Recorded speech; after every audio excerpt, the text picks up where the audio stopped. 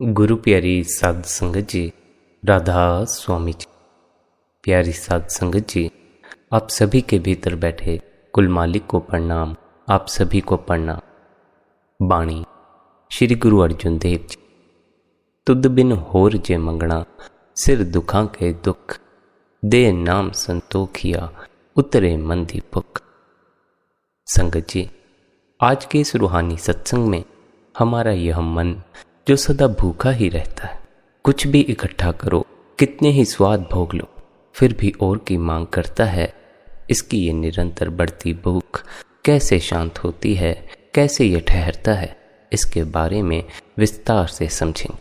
साथ ही आज के इस सत्संग में मन की वे 5 शक्तियाँ जो हैं तो हमारे भले के लिए, पर वही आज हमारे विनाश का कारण बन गई हैं, उनके बारे में भी हम विस्तार से समझेंगे। सबसे पहले तो मन की भूख के बारे में समझाते हुए आप कहते हैं, ऐ प्यारे, दुनियावी चीज़ों के आशिक हुए इस मन की भूख कभी भी दुनियावी चीज़ों से नहीं मिटाई जा सकती। चाहो तो दूसरों के अनुभव से ये सीख सकते हो।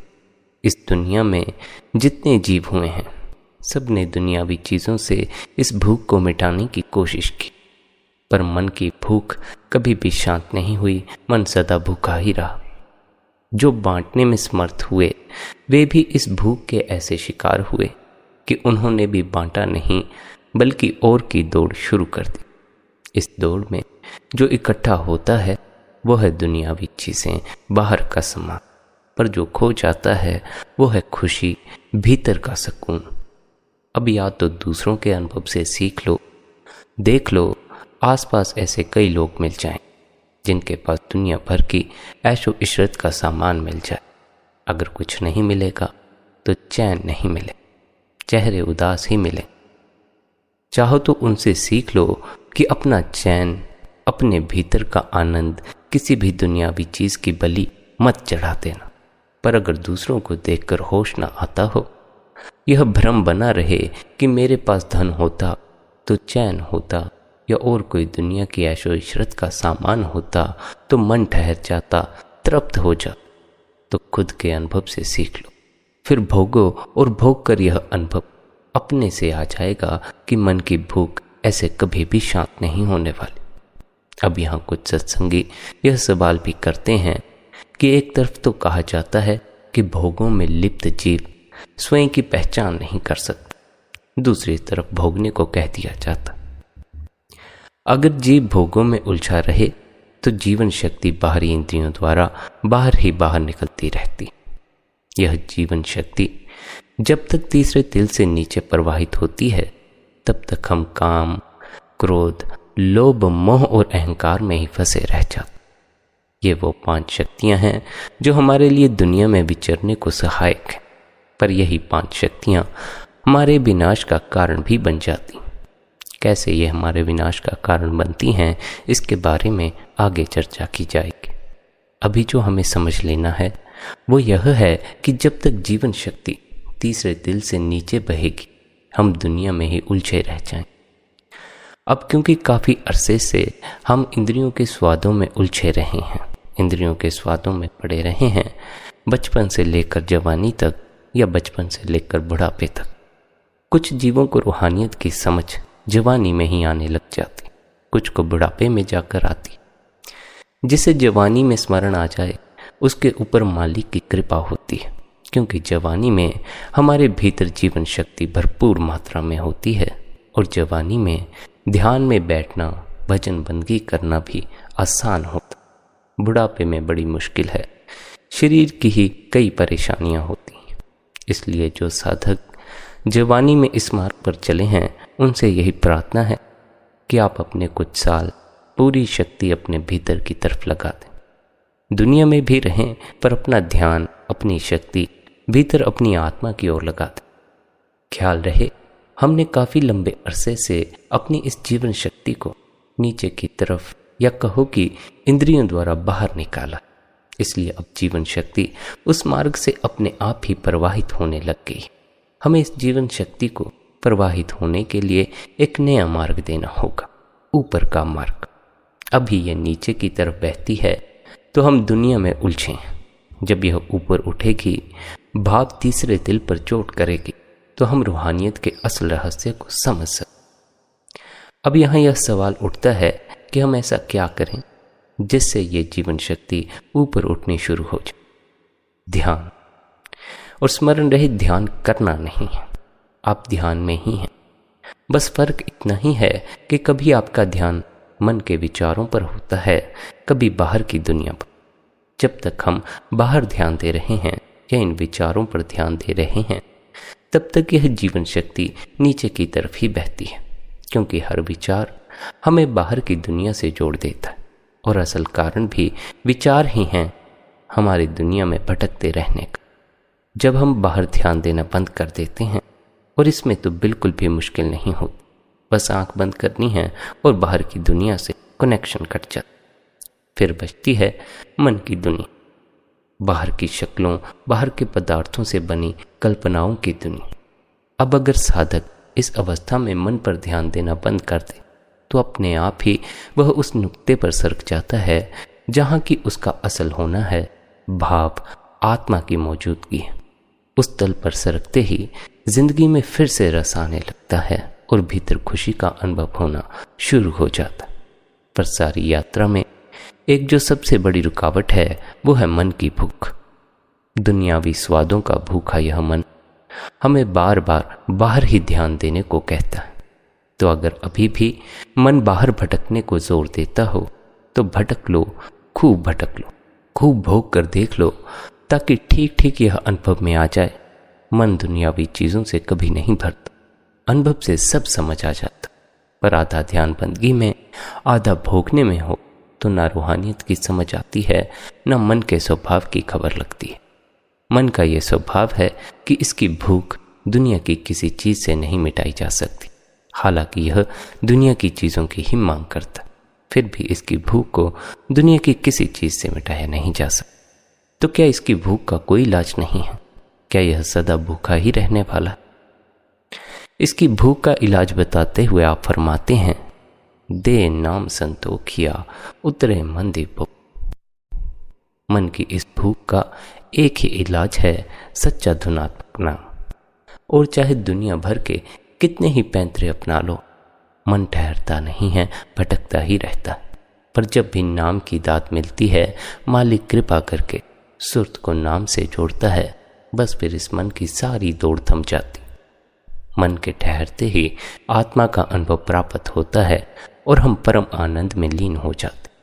इसलिए आप समझाते हैं, ऐ प्यारे, उस मालिक से दुनिया की चीज़ें मत मांग, उससे यह प्रार्थना कर कि वह तेरी सुरत को नाम से जोड़। नाम ही तेरे मन की भूख शांत कर सकता। नाम और मालिक में कोई भेद नहीं है, दोनों एक ही हैं। भाव, तू उस मालिक से मालिक को ही मांग ले, उसके अलावा कुछ भी और मांगना दुख का कारण बन जाता। तू सुखी होना चाहता है, सुकून की जिंदगी जीना चाहता, इसलिए तू मालिक से मालिक को मांग ले। यही प्रार्थना श्री गुरु अर्जुन देव जी भी करते हैं। अर्जुन देव जी फरमाते हैं, तुद बिन होर जे मंगना, सिर दुखा के दुख, दे नाम संतोखिया उतरे मन दीपक। अब यहाँ यह सवाल उठता है कि क्या सिर्फ प्रार्थना करने से ही मालिक नाम की कृपा कर देगा? क्या इतने से ही बात बन जाएगी? प्यास पर निर्भर करता। अगर सच में प्यास हो तो बिना प्रार्थना के भी नाम से लिप जुड़ जाती। और सच तो यही है, जिसकी भी लिप नाम से जुड़ी, उन्होंने प्रार्थना नहीं की। उसके दो कारण हैं। पहला तो यह कि नाम क्या है, उसके अनुभव के बिना उसकी समझ नहीं होती। तो प्रार्थना में मांगोगे कि जो मांग रहे हो उसका पता भी होना चाहिए कि वो है क्या, वरना अगर वो मिल भी जाए तो उसकी पहचान कैसे करो। फिर दूसरा कारण यह है कि प्रार्थना भी एक तरह की मांग बन जाती है। फिर चाहे नाम मांगो या दुनिया की चीज़ें, कुछ भी मांगो, स्वयं की खोज में, स्वयं की पहचान में वही रुकावट बनना शुरू हो जाता। इसलिए सब संतों ने रूहानियत के मार्ग पर चल रहे सच्चे शिष्यों को मांग बंद कर देने का उपदेश दी। संत समझाते हैं, जब तुम मालिक के मार्ग पर आ ही गए, चल ही पड़े, तो उस पर भरोसा भी रखो। उसकी कृपा उसी पर छोड़ दो। उसे जो ठीक लगे वो दे, जब ठीक लगे तब दे। फिर चाहे नाम हो, चाहे दुनिया की कोई चीज़ हो। अगर उसकी रज़ा में रहने आए हो तो अपनी मर्जी छोड़ दो, और अगर अपनी मर्जी से चलना है तो मालिक तो कभी भी किसी को भी नहीं रोकता। उस कुल मालिक, उस परमात्मा ने तो कभी किसी से नहीं कहा मुझे याद करो, मेरे पास आओ। हम ही रोते चिल्लाते उसके पहुंच जा, हमें ही मुसीबत की घड़ी में उसके अलावा कोई और नज़र नहीं आता। हम ही उसे याद करके अपने दुखड़े सुनाते रहते। तो अगर इतना भी भरोसा उस पर करते हो कि पता है आखिर में उसके पास ही जाओगे, तो उसके ऊपर ही छोड़ दो। उसकी मौज, उसे जो करना है कर ले। हमें जो करना है वो यह कि हम अपने भीतर ज़्यादा ध्यान दें बजाय बाहर ज़्यादा ध्यान देने, क्योंकि नाम की बख्शिश उन्हीं पर होती है जो भीतर उतरना शुरू करते। बिन मांगे सब मिले। मांगने की ज़रूरत भी नहीं है, बिना मांगे ही मालिक ने नाम की बख्शिश की हुई है। बस ज़रूरत है तो केवल पहचान करने की, पर यह पहचान देह के भीतर से की जा सकती है, बाहरी इंद्रियों द्वारा यह पहचान नहीं की जा सकती। इसलिए हर संत महात्मा हमें आंख बंद करके अपने ही भीतर डुबकी लगाने का उपदेश देते, पर यह डुबकी ज़्यादा गहरी नहीं लगती। थोड़ा सा भीतर सरकते हैं कि मन का सामना करना पड़ता। यह मन हमारा ही निर्मित किया हुआ, तो जिसे जिसका मन जितना दिखाई दे उसे समझ लेना चाहिए। उसकी वासनाएं और चाह किस कदर उसे दुनिया में भटका रही। इस भटकन से बचना है तो दुनिया की चाह और वासनाएं कम करते जाओ। मन की इन 5 शक्तियों का कम इस्तेमाल करो। मन की ये 5 शक्तियां काम, क्रोध, लोभ, मोह और अहंकार हमें मालिक ने इसलिए बख्शी हैं ताकि हमारा दुनिया का कामकाज चलता रहे। पर जब हम इन शक्तियों के अधीन हो जाते हैं, ये हमारी मालिक बन जाती हैं, तो यही हमारे विनाश का कारण बन जाता। इसलिए इनका इस्तेमाल करना, इनके अधीन मत हो जाना, और ज़रूरत के वक्त ही इस्तेमाल करना। घड़ी घड़ी इनके चक्कर में अपनी शक्ति बाहर मत खराब करते रहना। जब तक ये 5 हमारे अधीन हैं तब तक सब ठीक है। जब हम इनके अधीन होते हैं सब बिगड़ जाता। फिर कैसे ये हमारा विनाश करते हैं और इनके क्या लक्षण हैं, आइए इसके बारे में भी थोड़ा विस्तार से समझते। सबसे पहले काम या काम वासना के बारे में समझ ले। यूं तो यह एक सामान्य क्रिया है, परंतु जब मनुष्य इसमें अंधाधुंध लिप्त हो जाता तो यह विनाशकारी हो जाता और मनुष्य को तबाह कर देती। सभी असाधारण प्रबल इच्छाएं और लालसाएं काम के अंतर्गत आती। इसमें नशीले पदार्थ, तंबाकू और यहाँ तक कि स्वादिष्ट भोजन भी शामिल, जिन्हें हम केवल स्वाद की खातिर खाते हैं, यानी किसी भी प्रकार की भूख की लालसा जिसे केवल मज़ा लेने के लिए पूरा किया जाए, वह काम के अधीन आ जाती। यह विकार सबसे अधिक शक्तिशाली और घातक होता। असंख्य लोग इसकी चपेट में आ जाते हैं, मत मर जाती है। यह उन्हें लोहे की जंजीरों में जकड़े रहता है। यह जीवन भर उन पर हावी रहता है। रात दिन इसका नशा उन पर छाया रहता। ऐसे लोग मजाक का विषय बनकर रह जाते। हर मोड़ पर यह विकार अपने नित नए प्रलोभन की नुमाइश करता। पहले तो यह बहुत ही लुभावने रूप में दिखाई देता है, लेकिन परिणाम सामने आने पर इसकी असलियत का पता चलता है कि यह कितना घिनौना और छलपूर्ण। यह मनुष्य को अंधा कर देता है और वह अपनी नैतिक जिम्मेदारी भूल जाता।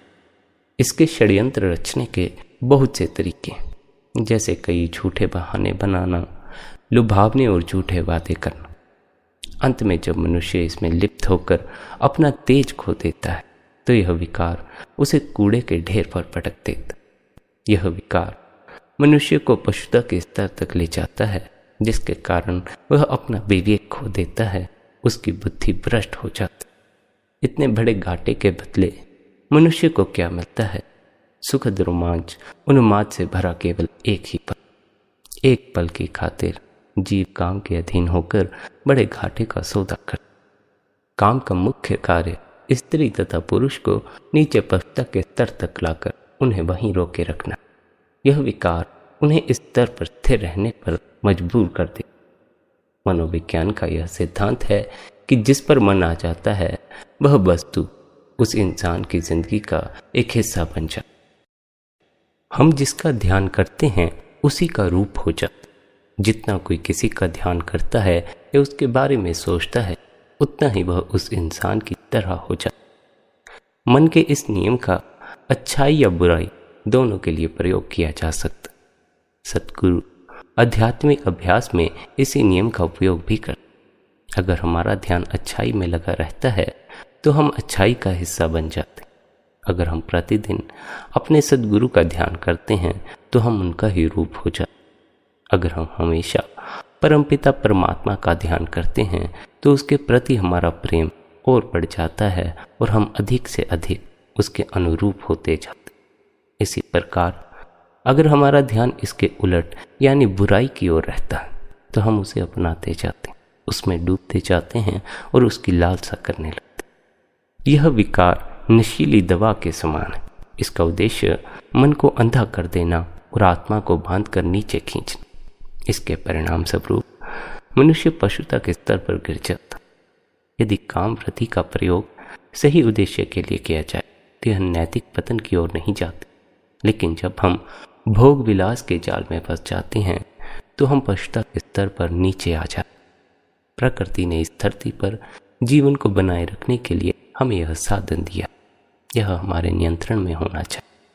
परंतु जब हम इसे भोग विलास का जरिया बना लेते हैं तो हम अपनी शक्ति गंवा देते, हमारे मन पर पर्दा पड़ जाता है।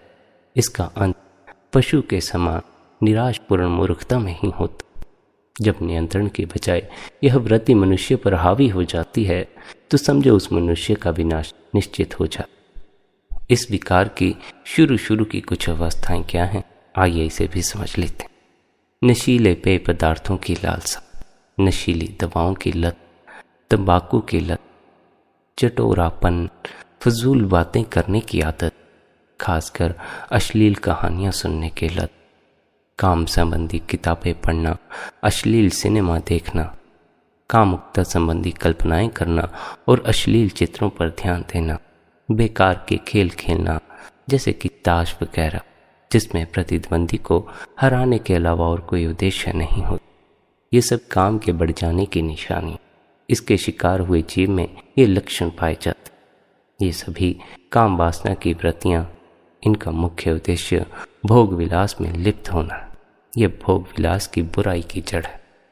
भोग विलास की हर गतिविधि मनुष्य की नैतिकता को भ्रष्ट कर देती है और इसे इंद्रियों का गुलाम बना देती।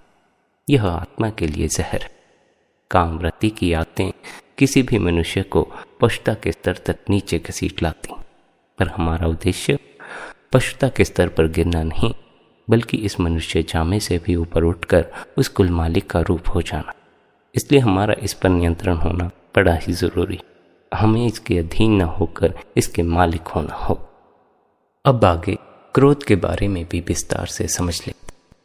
इसका काम दंगा करना, भ्रम उत्पन्न करना तथा मन को फैलाना। क्रोध में मन एकाग्र नहीं हो पाता। यह सत्य है कि कोई भी मनुष्य अपने मन को सद्गुरु द्वारा बताए गए केंद्र पर तब तक एकाग्र नहीं कर सकता जब तक वह क्रोध को वश में नहीं कर ले। जब तक वह क्रोध के वश में है, उसका ध्यान इस केंद्र से नीचे गिरता रहता है। यह नामुमकिन है क्योंकि एकाग्रता और क्रोध साथ साथ नहीं चल सकते। क्रोध शांति भंग कर देता है, प्रेम का प्रभाव नष्ट कर देता है, घृणा उत्पन्न कर देता है, इंसान और उसके समुदाय को एक दूसरे के शत्रु बना देता है। यह सब क्यों होता है? क्योंकि जीव इसके अधीन हो जाता है, इस शक्ति का मालिक बना नहीं रहता। क्रोध प्रेम के एकदम विपरीत है। जिस प्रकार प्रेम समस्त अच्छाई का सार है, उसी प्रकार क्रोध समस्त बुराई का सार। यह निश्चित रूप से सभी विकारों में सबसे अधिक विनाशकारी है। यह मन तथा आत्मा के हर गुण को तहस नहस कर देता है, नष्ट कर देता है। जो भी अच्छा है यह उसे जला देता है। यह जलाकर राख कर देने वाली आग है जो विनाश की अग्नि से पैदा हुई। अंत में इस विकार के शिकार हुए मनुष्य के पास अगर कुछ बच जाता है तो वह है उसके अच्छे रूप का भ्रष्ट तथा खोखला ढांचा, जो उसी प्रकार अंधकार से लिपटा हुआ, बेजान और झुलसा हुआ होता है, जिस प्रकार बन के पेड़ जो भयानक अग्नि में झुलस जाता। क्रोध एक विनाशकारी और राग कर देने वाला विकार। निसंदेह इसका उद्देश्य क्रोध के शिकार हुए इंसान को नष्ट कर देना। इसका काम है दूसरों को चोट पहुंचाना, लेकिन इसका विनाशकारी परिणाम सबसे ज़्यादा उसे ही भोगना पड़ता है जो कि इसका शिकार होता।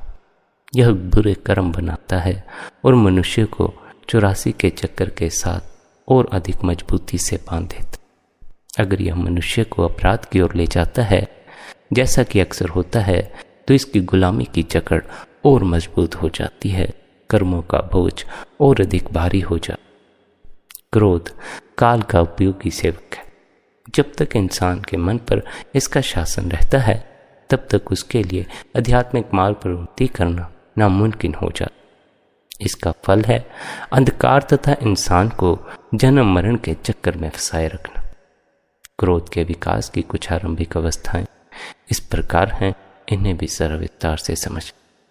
मानहानि, विकार की गपशप, निंदा, गाली गलौज, दूसरों में दोष ढूंढना, कलह कलह में रुचि रखना, चिड़चिड़ापन, झगड़ालू स्वभाव, कठोर व्यवहार, रोना धोना, बदले की भावना रखना, लड़ाई झगड़ा करना, कुटिल तरीके से मजाक उड़ाना, अहितकारी आलोचना करना, दूसरों को नीचा दिखाने की इच्छा से तर्क करना, पूरी प्रवृत्ति के साथ साथ झगड़ालू होना, ये सब इसकी निशानियां। आध्यात्मिक उन्नति की चाह रखने वाले के लिए यह अटल नियमों में से एक नियम है। वह नियम क्या है? वह महात्मा बुद्ध का एक बहुमूल्य नियम है, सबको पालन करना चाहिए। उन्होंने कहा कि यदि आप कुछ कहने जा रहे हैं तो बोलने से पहले अपने आप से यह पूछें, क्या यह सच है? क्या यह जरूरी है? क्या इसमें प्रेम और दया का भाव है या नहीं? कोई यह न सोचे कि वह इस नियम की उपेक्षा करके आध्यात्मिक मार्ग पर उन्नति कर सकता। ऐसा संभव नहीं है। प्रेम का मार्ग आंतरिक प्रकाश, मुक्ति और परमधाम की ओर ले जाता, जबकि क्रोध और निंदा नरक के अंधेरे की ओर ले जाता। साथ ही हमें यह भी याद रखना चाहिए, कई शारीरिक तथा मानसिक रोगों का कारण क्रोध ही बनता। यह एक मानसिक रोग है जो कई शारीरिक रोगों का कारण। इसकी अथाह पीड़ा का अंदाजा भी नहीं लगाया जा सकता। स्पष्ट है कि यह कितना भयानक है। मन का यह कैंसर मन के तंतुओं को भीतर तक हानि पहुंचा। सबसे दुखद बात तो यह है कि यह एकदम से नहीं मरता। हर जगह पीड़ा और दुख की लहर छोड़ते इस क्रोध का रोग आमतौर पर सालों साल चलता रहता। पर अगर सच्चा सद्गुरु मिल जाए तो उसकी कृपा से, उसके बताए मार्ग पर चलने से हम इसके गुलाम होने से बच सकते हैं, इसके मालिक बन सकते हैं। फिर हमारे जीवन में यह हमें गलत तरफ नहीं लेकर जाएगा। आइए अब लोभ के बारे में समझ लें। यह सबसे अधिक बेचैला। लोभ का काम हमें माया में संसार के साथ बांधकर भ्रमित करना, ताकि हम अपने महान आदर्शों को भूल। यह हमें दुनिया के विकृत पदार्थों के साथ सदा के लिए बांधे रखता। जिस प्रकार काम हमें पशुता के स्तर तक ले जाता है, उसी प्रकार लोभ हमें धन दौलत आदि संसारिक पदार्थों के साथ बांधे रखता है, जो एक कदम और भी नीचे है। इस प्रकार लोभ कामवृत्ति से भी घिरा हुआ। यह सोना, चांदी और हीरे ही हमारे लिए खुदा बन जाते और हम धन दौलत के गुलाम बन जाते। धन दौलत हमारी सेवक बनने की बजाय हमारी स्वामी बन जाती। अन्य सभी विकारों की तरह यह भी हमें जंजीरों में जकड़ लेता। इंसान खुद ही उस पदार्थ के स्तर तक नीचे गिर जाता है जिसे वह चाहता। कोई कंजूस इंसान ना रहकर सोने चांदी, जमा पूंजी हो, मकानों तथा जमीन जायदादों का मूर्त रूप बनकर रह जाता।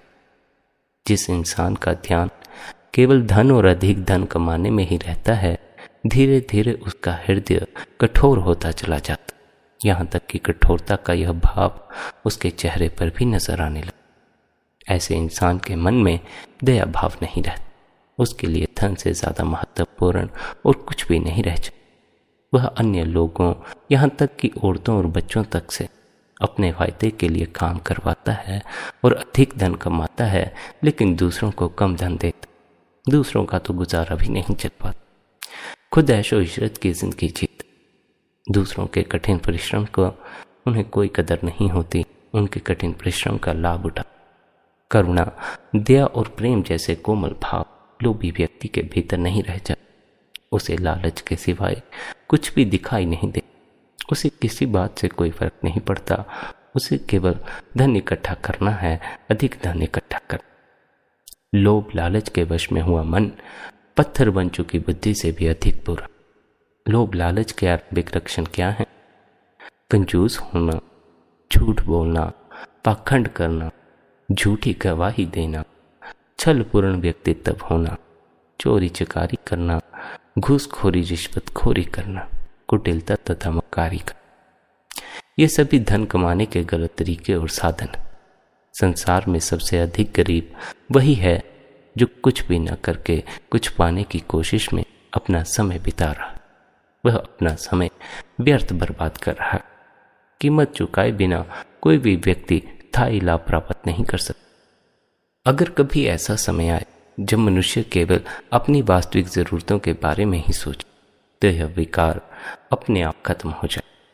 तब सभ्यता विकास की ओर तेजी से कदम बढ़ाए। लेकिन यदि मनुष्य लेने के बारे में कम और देने के बारे में अधिक सोचे तो मानव जाति का आचरण और उसकी अवस्था संत महात्माओं जैसी हो जाए। लेकिन हमारी हालत उल्टी है। हम अधिक लेने के बारे में सोचते हैं, बांटने का हमें ख्याल तक नहीं आता। यह विकार हम पर हावी हो जाता है। हम तो दूसरों का कमाया भी हड़प लेना चाहते। इस विकार के भी अधीन नहीं हो जाना है, इसके भी मालिक बने रहना। फिर आगे मोह के बारे में समझ लेते। इसका अर्थ है भ्रमपूर्ण लगाव, अंधा मोह। यह विकार सबसे अधिक कुटिल और सबसे अधिक छलपूर्ण। यह अन्य विकारों की तरह अपने शिकार पर धीरे धीरे हावी होता है या फिर शोर शराबे और धूम धड़ाके के साथ इस प्रकार सामने आता है कि व्यक्ति इसकी असलियत नहीं पहचान पाता। यह आमतौर पर सुंदर रूप धारण करके महान व्यक्तित्व और भद्र पुरुष के रूप में सामने आता, जो इंसान को प्रभावित करता। यह अपने आप को हमारा मित्र और सहायक बताता है। इसके विचार सही प्रतीत होते हैं, इसलिए यह आसानी से परिवार में एक नज़दीक दोस्त के रूप जगह बना लेता। हर इंसान की चाह है कि उसके पास जीवन साथी, बाल बच्चे, जन सेवा और समाज में प्रतिष्ठा, धन दौलत, जमीन जायदादें आदि होने चाहिए। हम मान लेते हैं कि इनका होना जरूरी और उचित भी। ऐसे समय में ही हमारा सौम्य मित्र मोह एक शुभ चिंतक के रूप में आता है और कहता है, हाँ, तुम्हें इन चीज़ों की ओर जरूर ध्यान देना चाहिए, यह तुम्हारा कर्तव्य है। उसी समय मोह आदरणीय मित्र के रूप में अपना विनाशकारी काम शुरू कर देता। वह हमारी नज़रों में सांसारिक वस्तुओं और पदार्थों का महत्व इतना बढ़ा देता है कि हम उनके मोह में अंधे हो जाते। जब हम उनमें पूरी तरह लिप्त हो जाते हैं तो हमारे पास और किसी भी काम के लिए वक्त नहीं रहता। यही मोह का उद्देश्य है। इसका नतीजा यह होता है कि हम अपने आप को सुधारने के लिए समय नहीं दे पाते, आध्यात्मिक अभ्यास के लिए समय नहीं दे पाते, परोपकार के लिए समय नहीं दे पाते। हम अपने समय का ज़्यादातर हिस्सा अपने घर और दफ्तर के बीच भागदौड़ में बिता देते, अपने परिवार और उसकी समस्याओं में ही व्यस्त रहे। हमारे पास आराम करने तथा भोजन करने के लिए भी समय नहीं रह जाता। फिर अपनी बेहतरी या अपनी आध्यात्मिक यात्रा के बारे में सोचना तो दूर की बात। याद रहे, हम इस संसार में अपनी आत्मा की मुक्ति के लिए आए। इसके अलावा यहाँ पर हमारे लिए कुछ भी और महत्वपूर्ण नहीं, परंतु मोह का एकमात्र उद्देश्य हमें इस काम से दूर रखना है। मोह को इस उद्देश्य में अधिक सफलता और खुशी तब होती है जब मनुष्य आत्म विकास के बारे में विचार तक नहीं करता। फिर भी यदि कभी हम इस विषय में सोच विचार करते हैं तो मोह हमें एकदम याद दिलाता है कि इस संसार में हमारे पास इन सब बातों के लिए समय नहीं है। हमारे पास घर के कामकाज हैं, बाल बच्चे हैं, घर परिवार देखना है, दफ्तर जाना है। आध्यात्मिक यात्रा के लिए, रूहानियत में आत्मा की खोज के लिए, ध्यान के लिए वक्त नहीं है। जब आगे चलकर हालात बेहतर हो जाएंगे, अच्छा धन हो जाएगा, बच्चे सेटल हो जाएंगे, उनकी शादी हो जाए, तब हम अपनी इस रूहानियत की यात्रा की ओर ध्यान देंगे। ऐसा ख्याल यह हमारे भीतर भर देता है, लेकिन इस ख्याल के पीछे चलकर हम कुछ भी नहीं पाते। केवल अपने जीवन का बहुमूल्य समय जो कि आध्यात्मिक यात्रा के लिए लगाया जा सकता था उसे बर्बाद कर दे। हमें अपने उच्च लक्ष्य से दूर रखने के उद्देश्य से काल ने इन 5 विकारों को नियुक्त किया ताकि ये जीवन भर हमारे मार्ग में घात लगाए बैठे। इसलिए मोह हमेशा इस बात की प्रेरणा देता रहेगा कि हमें अपने दैनिक कर्तव्यों के प्रति लापरवाही नहीं बरतनी चाहिए। हमें अपनी जिम्मेदारियों को बखूबी निभाना, साथ ही हमें शांत करने के लिए यह वादा भी करता रहेगा कि ऐसा समय जल्दी आएगा जब इन जिम्मेदारियों का बोझ हल्का हो जाएगा और हालात ज़्यादा अच्छे हो जाएंगे। उस समय हम अपनी आध्यात्मिक उन्नति की ओर ध्यान दे सकते। मोह बहानेबाजी का सरताज। एक और यह हमें अनुकूल समय की प्रतीक्षा करने की सलाह देता है, दूसरी ओर यह हमें तरह तरह के बहानों में उलझाए रखता है। जैसे आध्यात्मिक विषयों की इस समय चिंता करने की कोई जरूरत नहीं है, समय आने पर खुद ही इनका हल निकल जाए। मृत्यु के बाद यह सब देखा जाएगा, अभी तो कई जिम्मेदारियां हैं, उन जिम्मेदारियों को निभा लिया जाए। यह चतुर मित्र पूरा समय षड्यंत्र करके हमारा बोझ बढ़ाता रहता है और जीवन में नई नई उलझनें पैदा करता जाता। वह इस बात के प्रति चौकन्ना रहता है कि वह अनुकूल समय जिसका इसने हमसे वादा किया कभी भी ना आए। चिंताएं, परेशानियां और व्यापार की उलझनें अंत समय तक हर एक के साथ बनी ही रहती। इनसे कभी भी कोई भी ऊपर नहीं उठ पाता। हमारा पूरा जीवन इस शरीर के स्थूल अस्तित्व को बनाए रखने में ही बीत जाता। हम इस संसार में आने का अपना असल उद्देश्य भूल जाते हैं। शायद हम यह कभी जान ही नहीं पाए कि हम इस संसार में आए किस लिए। वास्तव में बहुत कम लोग हैं जो इस सच्चाई को जान पाते हैं। अधिकतर लोग इस विषय में कुछ भी जानना नहीं चाहते। जो तो सत्य की पहचान करना चाहते हैं, रूहानियत के असल भेद को जानना चाहते, उन्हें यह स्मरण रखना होगा, उन्हें किसी भी विकार के अधीन नहीं हो जाना, मन की 5 शक्तियों के अधीन नहीं होना है, इनके मालिक बनना। आइए अब आगे अंतिम अहंकार के बारे में भी समझ लेते हैं। अहंकार शब्द के 2 अर्थ हैं। पहला, यह मन की वह शक्ति है जो हमें अपने आप को जानने की शक्ति देती, यानी यह अपने आप को विशेष समझने की शक्ति है, मैं का बोध। यह वह शक्ति है जो अपनी इच्छाओं को पूरा करने के लिए बुद्धि को आदेश देती। इस शक्ति का बहुत ज़्यादा प्रयोग करने पर यह अहंकार में बदल जाती है, जिसे अभिमान या घमंड भी कहा जाता है। अहम का फैलाव ज़्यादा बढ़ जाने पर कैंसर जैसी लाइलाज बीमारी बन जाती। हम जानते हैं कि कैंसर रोग से शरीर में सामान्य एपिथेलियल कोशिकाओं की संख्या बहुत बढ़ जाती। यहाँ भी कुछ ऐसा ही हो। सामान्य अहम भाव तो ठीक है, परंतु जब यह संतुलन खो बैठता है तब यह एक भयानक बीमारी का रूप धारण कर ले। अहंकार अधिक मात्रा में बढ़ा हुआ अहम ही है। मैं की विश्वरी बढ़ोतरी अहंकार का रूप है। कुछ हद तक यह ताकत जीवन में व्यक्ति की सुरक्षा के लिए और अन्य लोगों के बीच उसे सही स्थान दिलाने के लिए जरूरी, परंतु अहंकार के रूप में यह शक्ति इतनी प्रबल हो जाती है कि इंसान अपने को ही सृष्टि का केंद्र समझने लगता। यह दुर्भाग्यपूर्ण स्वार्थ की स्थिति। अनेक परिस्थितियों में यह विकार सबसे नीच लगता है। हालांकि यह कहना भी मुश्किल है कि कौन सा विकार सबसे बुरा है। हजारों शिकंजों के जरिए अहंकार अपने शिकार इंसान के मन को जकड़ लेता है और अपने अधीन कर ले। इसका घातक विष इंसान के पूरे अस्तित्व में फैल जाता। बचपन से लेकर मृत्यु तक सारी जिंदगी यह अपनी जकड़ ढीली नहीं करता। अहंकार से अहंकार को बढ़ावा मिलता, बाकी 4 विकार भी इसे और बढ़ावा दे। वास्तव में अन्य विकारों के विनाश से अहंकार को पोषण मिल जाता। अहंकारी लोग दूसरे विकारों को थोड़ा सा वश में करके फूले नहीं समाते। अक्सर उन्हें अपनी नम्रता पर घमंड हो जाता। अहंकार का एक प्रचलित रूप है नम्रता का लबादा ओढ़ लेना। ऐसा जानबूझकर या अनजाने में भी हो सकता। अहंकार सब विकारों में सबसे अधिक मजबूत और चतुर है। यह लंबे समय तक कायम रहता। बच्चों में भी यह देखने को मिलता है, जवान में भी और बूढ़ों में भी। बूढ़ों पर तो इसका ज़्यादा ही असर, क्योंकि ज़्यादा जिए हैं, ज़्यादा अहंकार को निर्मित किया, इसलिए ज़्यादा अहंकार के अधीन हो गए। लेकिन केवल साधारण जीव ही नहीं, बल्कि इस विकार के अधीन तो बड़े बड़े योगी भी हो जाते, जो साधु महात्मा का रूप धारण कर लेते हैं, लेकिन असल की समझ नहीं होती, इस विकार के अधीन हो जाते, इसके शिकार होकर अपनी सारी जिंदगी खराब कर ले, कई लांछन उन पर फिर बाद में लगने लग जाते। आध्यात्मिक मार्ग पर चलने वाले लोग अच्छी तरह जानते हैं कि 5 विकारों में से अहंकार सबसे अंत में घुटने टेक। इसका विशेष गुण है विचार का स्वरूप बिगाड़ देना, हर बात को बढ़ा चढ़ाकर प्रस्तुत करना और अपने आप को ही सब कुछ मान। अहंकार खुद अपने सिर पर मुकुट रखकर हैरान होता है कि दूसरे लोग उसे बादशाह स्वीकार करने में देर क्यों कर रहे हैं।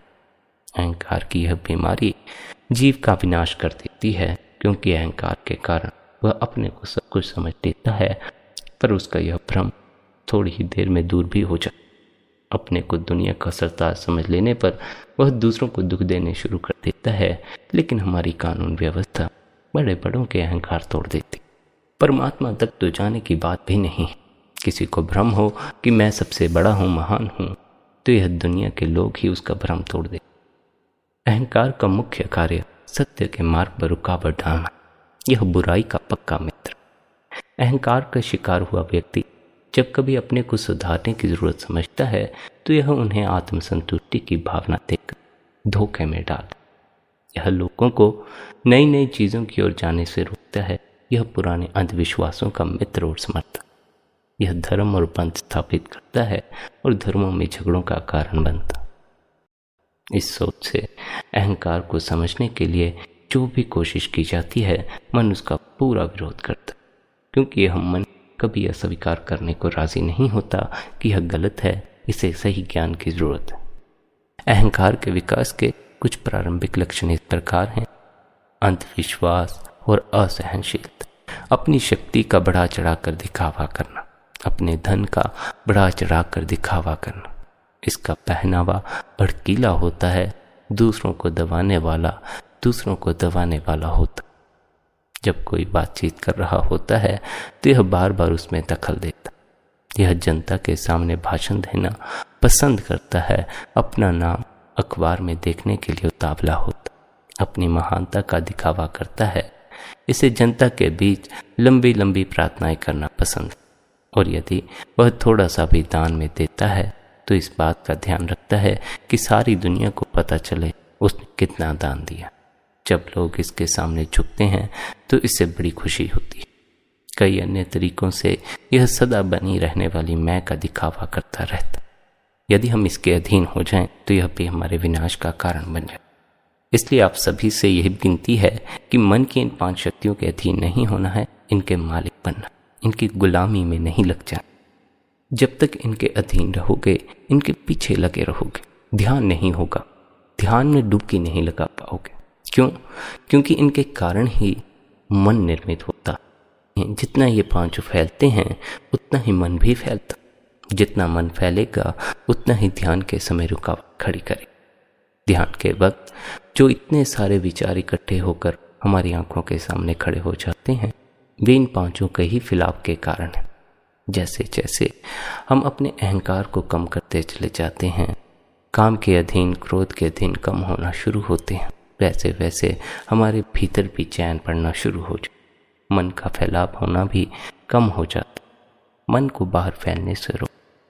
यह इंद्रियों द्वारा ही बाहर फैल, और इंद्रियों द्वारा बाहर फैलने के क्या तरीके हैं? काम, क्रोध, लोभ, मोह और अहंकार। जितना इनकी तरफ ध्यान दोगे उतना ख्याल बाहर जुड़ेगा, बाहर के जगत के रूबरू हो जाओ। हमें भीतर की तरफ यात्रा करनी है, रूहानी जगत तक पहुंचना है। उस यात्रा के लिए मन का फैलाव कम करना होगा, इन वासनाओं के अधीन कम होना है, इनके मालिक बनना है। घड़ी घड़ी मन जो कहता है उसकी बात मत सुनते रहो, उसके पीछे मत लगे रहो। जो पूछते हैं कि जी मन इतनी इच्छाएं पैदा करता है, इनका क्या इलाज? इनका तो सीधा सा इलाज है कि इसकी इच्छाओं और वासनाओं के पीछे मत लगो। यह तो हर जीव के अपने हाथ में। चाहो तो इन वासनाओं के अधीन हो जाओ, इन्हें भोग लो। चाहो तो अपनी रूहानियत की ओर ध्यान रखो, गुरु के उपदेश को स्मरण रखो और अपनी जीवन शक्ति को ज़्यादा से ज़्यादा भीतर संग्रहित करो। जब जीवन शक्ति भीतर संग्रहित हो तो उसे प्रवाहित होने के लिए भी मार्ग चाहिए। उसे केवल भीतर संग्रहित करने से भी लाभ नहीं, उसे प्रवाहित होने के लिए मार्ग देना हो। एक मार्ग तो उस जीवन शक्ति के पास पहले से ही है, उससे परिचित है, नीचे की तरफ बहने का मार्ग। हमें उसे ऊपर की तरफ बहने का मार्ग देना हो। ऊपर की तरफ जीवन शक्ति कब उठती है? जब हम ऊपर की तरफ ध्यान रखते हैं, तीसरे तिल पर ध्यान टिकाना शुरू करते।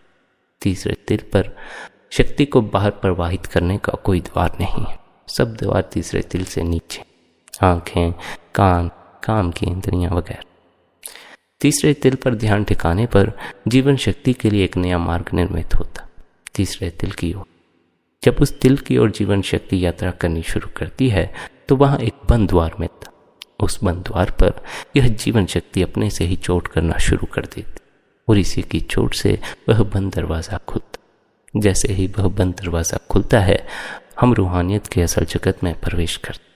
वहीं हमें अपनी सुरत का सच्चा गुरु धुनात्मक नाम भी मिलता। उस धुनात्मक नाम को पकड़कर सुरत अपने आप ही अपने असल लोक सचखंड में प्रवेश कर जाती है और उस कुल मालिक में समाकर कुल मालिक का ही रूप हो जाता। इसलिए आप क्या समझाते हैं? आप समझाते हैं, ऐ प्यारे, उस कुल मालिक से कुल मालिक को मांग, उस कुल मालिक से नाम की दौलत मांग। ये दुनिया की चीज़ें मांग कर तू अपने आप को दुख में डाल रहा है। उस नाम को मांग जिससे लिप जुड़ जाने पर सच्चे सुख की प्राप्ति होती। इसी प्रार्थना के साथ आज के इस सत्संग को यहीं पर विश्राम देते हैं और आपसे यह विनती है कि आप निरंतर कुछ समय आंख बंद करके अपने भीतर उतरना ज़रूर शुरू करें। मन के विचार दिखाई देंगे, उनकी तरफ ध्यान नहीं देना है। आपने धीरे धीरे अपने ध्यान को विचारों से हटा लेना। जैसे जैसे आप विचारों से ध्यान हटाएंगे, भीतर की ओर सरकते जाएं। मन की ओर ध्यान नहीं देना है, उसके साक्षी होना। इसी विनती और इसी प्रार्थना के साथ आपके भीतर बैठे परमात्मा को प्रणाम करता हूँ। मेरा यह प्रणाम स्वीकार करें। आज का यह सत्संग आपको कैसा लगा कमेंट में ज़रूर बताएं। इतने प्रेम और प्यार से सत्संग को अंत तक सुनने के लिए आप सभी का धन्यवाद। राधा स्वामी जी।